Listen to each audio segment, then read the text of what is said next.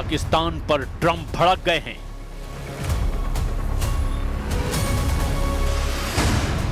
पाकिस्तान से पुतिन बेहद खफा हैं। पाकिस्तान पर नेतन्याहू चीख पड़े हैं।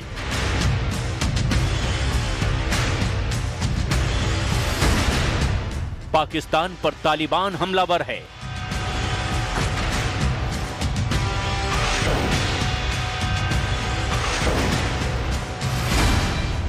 पाकिस्तान पर लब्बैक लड़ाके टूट पड़े हैं।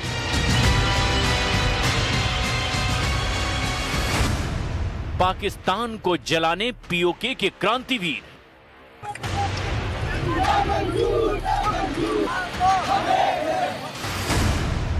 मुल्ला मुनीर के सिर पर मौत नाचने लगी है।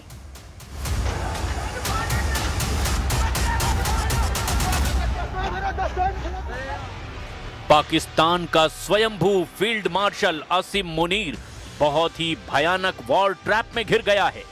पाकिस्तानी जनरल मुनीर की कारस्तानियों ने उसे महाशक्तियों की आंख की किरकिरी बना दिया है, क्योंकि जनरल मुनीर गाजा फोर्स में शामिल होने के लिए बहुत ऊंची सुपारी मांग रहा था। पाकिस्तानी जनरल ने अपने सैनिकों की बोली डॉलर में लगाई थी। पाकिस्तान इजराइल के साथ मुस्लिम देशों से भी छल कर रहा था। और इतना ही नहीं, जनरल मुनीर को पुतिन के खिलाफ प्रोपेगेंडा फैलाने का दोषी मान लिया गया है। जनरल मुनीर ने आखिर एक ही वक्त में इतने सारे दुश्मन कैसे बना लिए? क्यों पाकिस्तानी सेना डेथ ट्रैप में तेजी से फंसती जा रही है? हर बात सबूत के साथ बताई जाएगी। लेकिन पहले देखिए, जिस युद्ध में पाकिस्तान खुद कूद गया, वहां कैसा बारूदी कोहराम शुरू हो गया है। बम धमाका, धुआं, आग और बर्बादी। इजराइल ने सबसे भयानक हमले से हिजबुल्लाह लड़ाकों को मौत के घाट उतारना शुरू कर दिया है।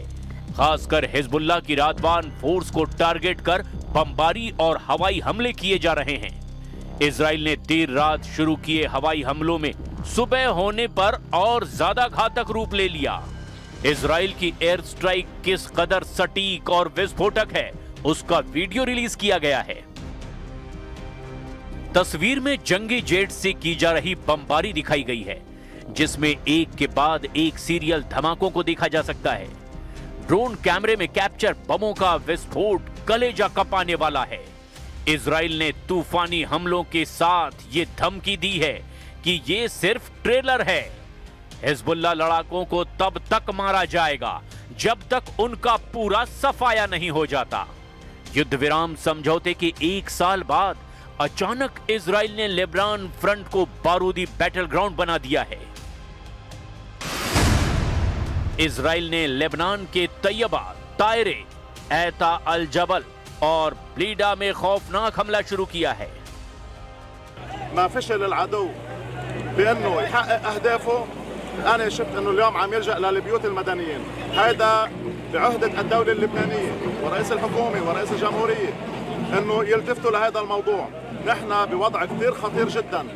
اذا الامور رايحة لهون وكفي هيك معناتها على الدنيا السلام. ما بيعرف الواحد وين عواقبها بتروح هذه الامور. हिजबुल्लाह लड़ाकों पर हमले से पहले इजराइल ने अमेरिका और फ्रांस को लड़ाका ग्रुप के फिर से हथियार और सैन्य अड्डे बनाने के सबूत दिए हैं, क्योंकि ये दोनों देश युद्ध समझौते की निगरानी कर रहे हैं। वहीं एयर स्ट्राइक शुरू करने से पहले इजराइल ने सभी इलाकों से आम नागरिकों को बाहर निकाले जाने की चेतावनी भी दी।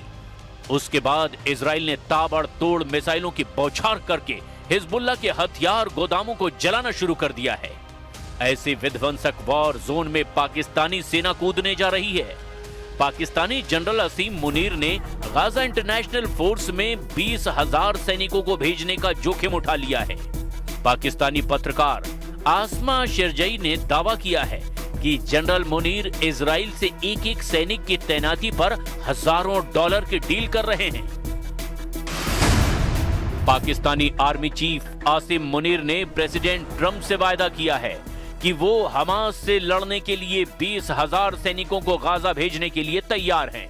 मगर जनरल मुनीर ने इस सैन्य तैनाती के एवज में ट्रंप से बारूदी धोखाधड़ी भी कर डाली है।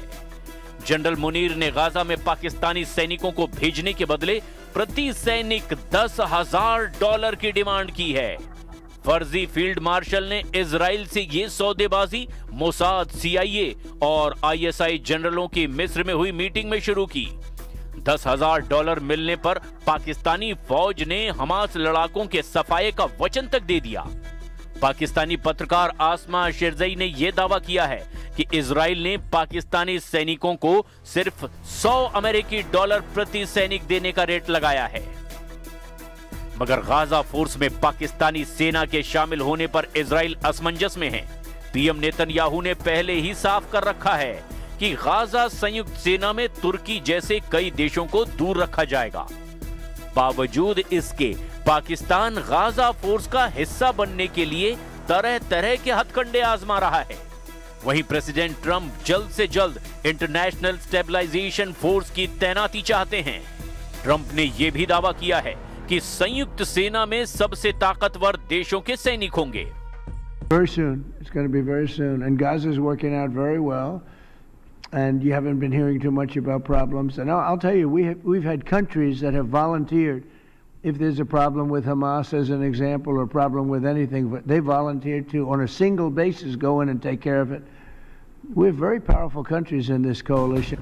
अमेरिका UN में संयुक्त सैन्य तैनाती के लिए तेजी से काम शुरू कर चुका है। अमेरिका के विदेश मंत्री मार्को रूबियो ने बताया कि गाजा फोर्स में शामिल किए जाने वाले देशों की स्क्रूटनी तसल्ली से की जाएगी।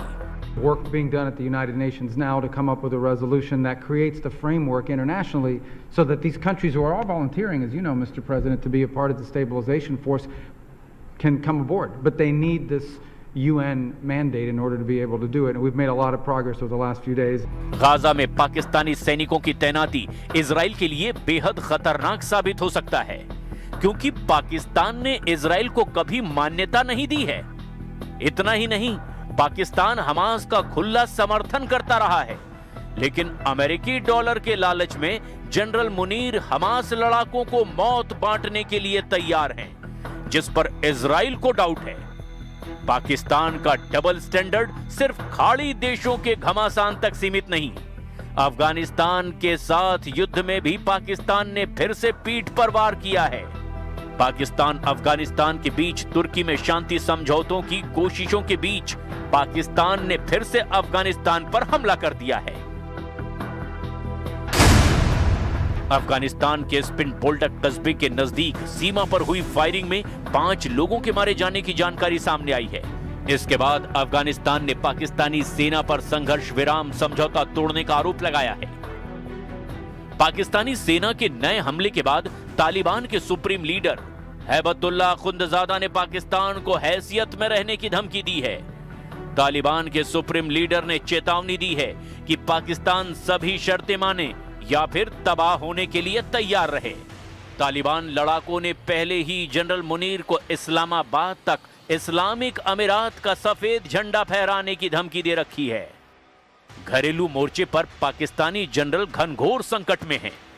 तहरीक-ए तालिबान पाकिस्तान ने मुनीर के खिलाफ युद्ध का ऐलान कर दिया है। टीटीपी ने पंजाब में भारी भर्ती अभियान चला रखा है, जिसमें ज्यादातर तहरीक-ए लब्बैक के कैडर हैं। पाकिस्तानी सेना ने जिन लब्बैक लड़ाकों पर ब्रूट फोर्स का इस्तेमाल किया था, वो सब टीटीपी से जुड़े रहे हैं। इसके साथ तहरीक तालिबान में बांग्लादेशी कट्टरपंथियों के शामिल होने की पुष्टि हो गई है। बांग्लादेश के द डेली स्टार की रिपोर्ट के मुताबिक 18 महीने से लापता एक लड़ाका टीटीपी की तरफ से लड़ते हुए हाल ही में मारा गया है। इससे पहले पाकिस्तानी सुरक्षा बलों ने इस साल अप्रैल में वजीरिस्तान में हुए ऑपरेशन में 54 टीटीपी आतंकियों को मार गिराया था, जिनमें से एक बांग्लादेशी युवक अहमद जुबैर उर्फ जुबराज भी शामिल था। पाकिस्तान के सभी विद्रोही अचानक एक्टिव हो गए हैं। बलोच लिबरेशन आर्मी ने चीन के खिलाफ हल्ला बोल रखा है। पीओके में स्टूडेंट सड़कों पर निकलकर क्रांति कर रहे हैं। पाकिस्तान के कब्जे वाले कश्मीर में जेनजी ने सेना के अत्याचार के खिलाफ आंदोलन शुरू कर दिया है। पीओके में जेनजी का गुस्सा फायरिंग का एक वीडियो वायरल होने के बाद भड़का है। मुजफ्फराबाद में गोलीबारी में हुई एक मौत ने नौजवानों का खून खौला दिया है। मुमकिन है कि जनरल मुनीर बंदूक के जोर पर पाकिस्तान के सभी संकटों से बच जाएं, लेकिन उन्होंने एक ऐसी भारी गलती कर दी है जिससे उनका बचना नामुमकिन लग रहा है। असल में पाकिस्तानी मीडिया में प्रेसिडेंट पुतिन के खिलाफ प्रोपेगेंडा चलाया जा रहा है। पाकिस्तान में रूसी दूतावास ने अंग्रेजी अखबार द फ्रंटियर पोस्ट पर तीखा हमला किया है। रूस ने पाकिस्तानी अखबार को रूस के खिलाफ झूठ न फैलाने की लास्ट वार्निंग दे दी है। दुनिया जानती है कि पुतिन को गुस्सा दिलाने की क्या कीमत चुकानी पड़ती है। अगर प्रेसिडेंट पुतिन को ज्यादा भड़काया गया तो पाकिस्तान का वजूद ही खतरे में पड़ सकता है। और यह भी तय है कि रूस ने पाकिस्तान को पीटना शुरू किया तो दुनिया की कोई ताकत जनरल मुनीर को नहीं बचा पाएगी।